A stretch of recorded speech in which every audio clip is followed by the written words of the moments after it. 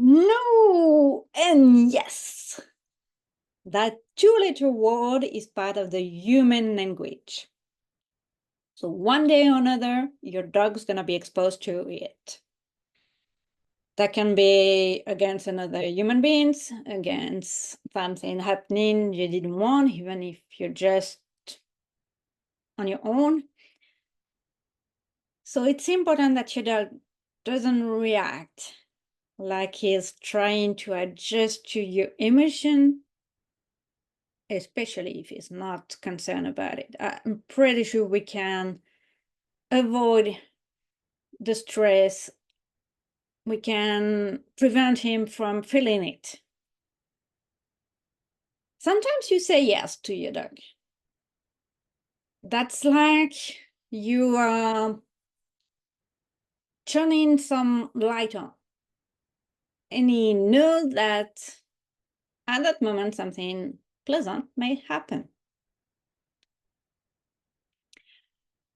We want that no is almost treated the same way, that his brain's gonna consider the same process, whether it's yes or whether it's no. That way, no becomes only a piece of information. No, okay, I'm not supposed to do that. And now it can turn into a good student so that you are able to guide him to other behaviors. I can see sometimes, though, that when they hear no, whether it's an angry no or a whispered no, actually they just try to hide themselves. They're scared. They have no idea what's going on, and they don't take into anything into account that would be said after that, whether it was against them or against someone else.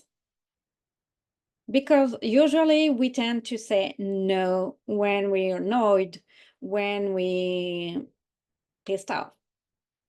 That means at that moment, oh no, isn't just, oh no, that's fine, I don't need more.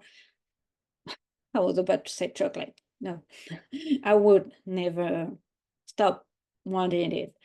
But you see what I mean.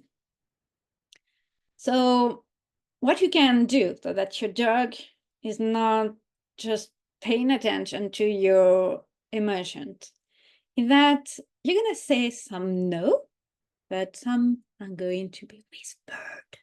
Some others are going to be shouted, and you use different tone.